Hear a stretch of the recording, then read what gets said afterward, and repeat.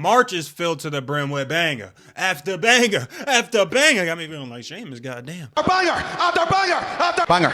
But we got to talk about what is really gonna bang and is really gonna get left hanging back in March, if you know what I'm saying. Let's talk about everything that's coming out this month, what I'm gonna watch, what I've been watching. Let's just have a little conversation about it, you feel what I'm saying? Because it's your boy Zah, and welcome to the Zahcast. What's good, y'all? It's your boy Zah, aka Azaria. That's right, I just dropped my full government name on the John.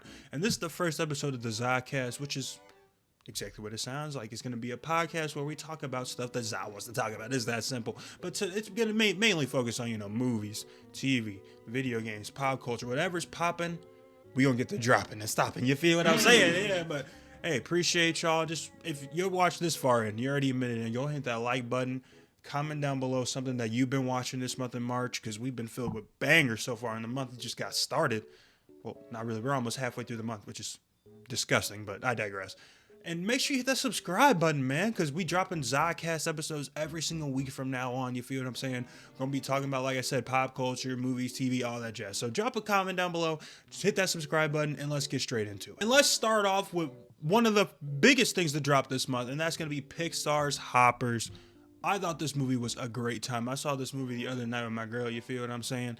It was fun, man. It was a fun-ass time. The trailers before were pretty weak. There were trailers we've already seen before, Super Mario, Dr. Seuss, all that bullshit.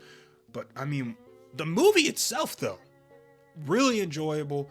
I think it wasn't, obviously it's not creme de la creme of Pixar. I mean, it's going to be really, really hard to get to that top tier of Pixar, to be honest. But I'd say it's like that middle high tier. You feel what I'm saying? It's around it's not better than Coco, but it's definitely better than Elio. That's where I say. Everything about it, man. The story was fun. I mean, the concept of the story I thought was pretty good. Seeing this little girl who clearly cares a tremendous amount about animals, seeing her go through trials and tribulations, go through her damnness to try to get these animals the love and the homes that they deserve. I totally respected that. You feel what I'm saying? At first, it didn't seem realistic because I was like, all right, bro, how many kids are really doing all this? But then the story kept going on. We find out about her grandmother and her passing away, and how her one dying wish was for her to protect this pond. And what they do at the end of the movie with that pond, I'll talk about spoilers in a second, but I thought that was awesome. But yeah, man, all the cast involved, Tanaka was good, Jerry was awesome. I didn't realize that was John Hamm. I thought the voice was familiar, but then I realized it was John Hamm after. That was good. I thought it was pretty funny. Most of all, like, that's probably my biggest takeaway. That movie was hilarious, man. And that's some jokes that I'm still thinking about to this day. That lizard was funny as fuck. I don't know what it is about the lizard, but he was funny as hell. And just the way the story connected at the end, seeing everything come fully together, I saw 3C Films review of Hoppers, and he was saying there were like horror elements at the end. And at first I was like, yeah, all right, buddy. Yeah. You're gassing it. But then I saw the movie and he was not gassing it. If you're a little kid that saw that movie and you're like 4 or 5 years old, I could totally understand why some of those scenes at the end would have scarred you. Would have had you, Mommy, can I sleep in your bed tonight? It would have made total sense in my opinion. So kudos to Hoppers for trying something new. You feel what I'm saying? It kind of gave Toy Story 3 at the end where you thought the toys were going to die. That type of vibe, but they went a little bit more into it. Like there was one line in specific. He was oh, I thought that was so funny. I'm sorry that your mom died, or I'm sorry I killed your mom, or something like that. I was like, whoa. All this you have to say, man. Oh, and shout out to Dave Franco, who played one of the villains at the end. Man, Dave Franco had been in his bag the last couple of years, let me tell you. But overall, I thought this was a good-ass introduction into Pixar. It was a nice add to their collection. It's definitely going to go on the upper tier Pixar movies, you feel what I'm saying? I can't wait to see this movie again. I don't know if I want to see it in theaters again, per se. I don't know if I want to pay that money, but if you haven't seen it in theaters, I do think it's worth seeing in theaters. And I said it in my little mini review. If you haven't seen that, go and watch it. But yeah, I would give this movie a 3.5 out of 5 stars on Letterboxd. I did, in fact, give it a 3.5 out of 5 stars on Letterboxd. Go ahead and follow Letterboxd if you aren't. So yeah, Hoppers, pretty solid start to the month. Then we move on to the One Piece live action, which just dropped earlier this week. I haven't fully gotten done with it yet, but I have watched all of One Piece. I've read One Piece. I'm almost caught up on Elbaf, you feel what I'm saying? That's where I left off last. So I know everything there is to know about One Piece and what they're going to do with this season. But I'm only 3 episodes into the season so far. I watched the first 3 and I liked every single one. The third episode was pretty good. Not going to lie, Whiskey Peak, everything that goes down, The Vivi introduction, Zoro literally fighting 100 soldiers was awesome.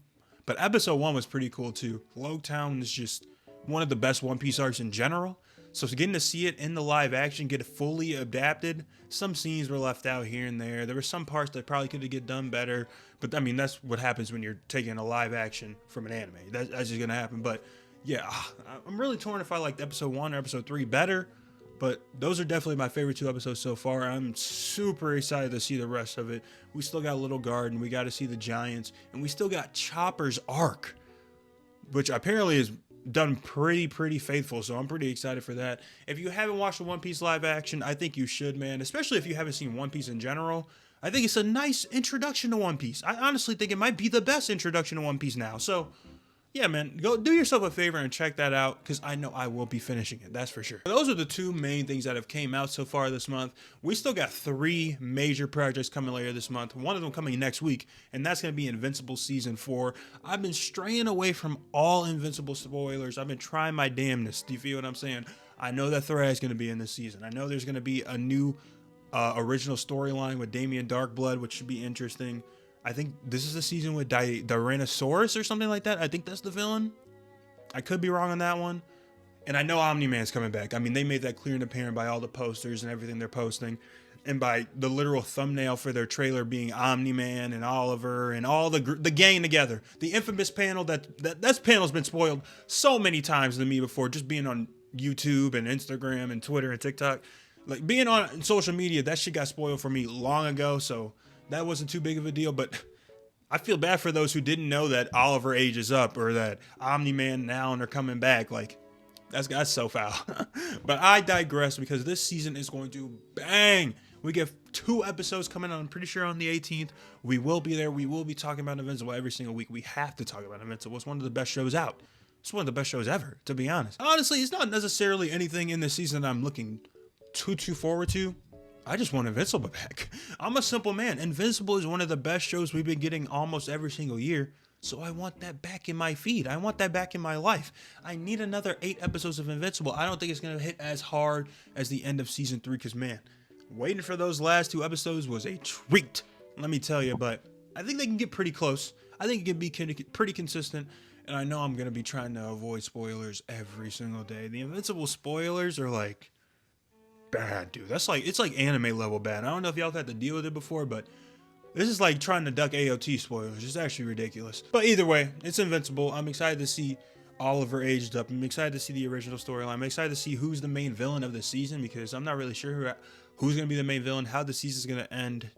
Or is it going to be a cliffhanger? Because we know season 5 is confirmed for next year, early next year. So wouldn't surprise me if this is like the start of the war against the Viltrum army or something like that, and that's the way the season ends. But we'll see starting next week, man.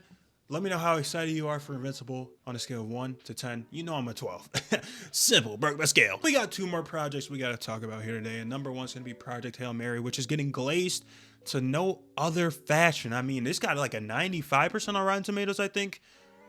Granted, not that many have seen it yet so far, but that's pretty damn good. Don't get me wrong. The lowest review I've seen is like an 8.5, which is high praise. It's based off a book. Anytime I feel like it's based off a book, especially a popular book, it may get slightly inflated with the reviews, but I don't know. Project Hail Mary seems like it may live up to that hype.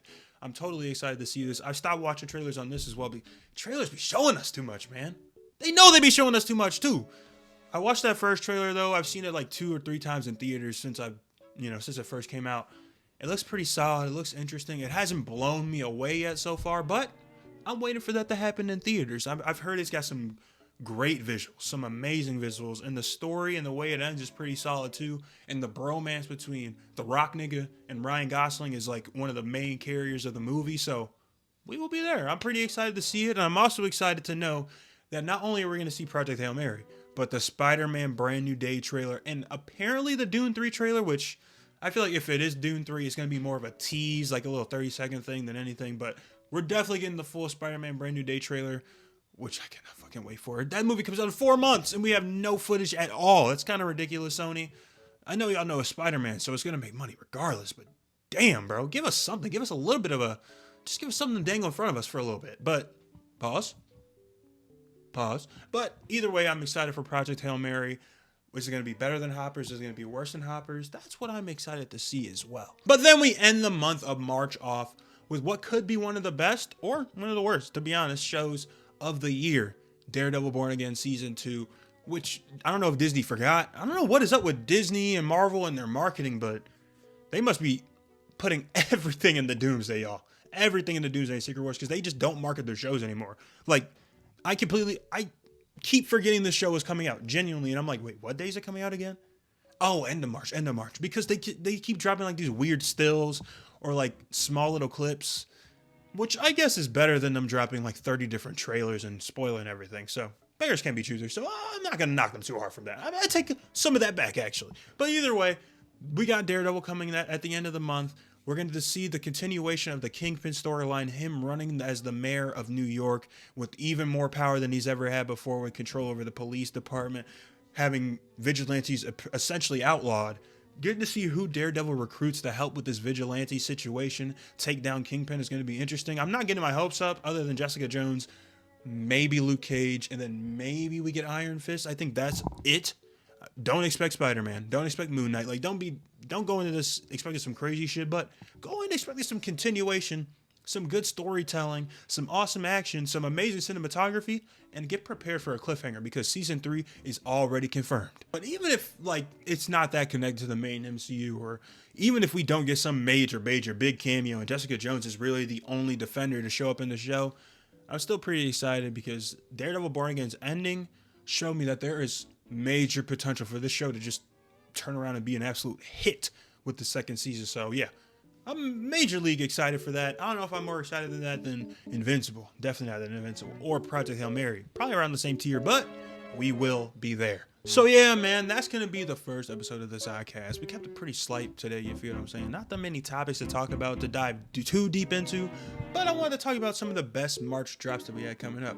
And I want to know what you're most excited for. Drop your opinions in the comments down below, because you know we got to talk about this. And let me know something you want me to talk about, because y'all can produce the show for all I care. You give me something to talk about, I'll talk about it. It's that simple. But yeah, man, I'm going to catch you on the next video. Peace.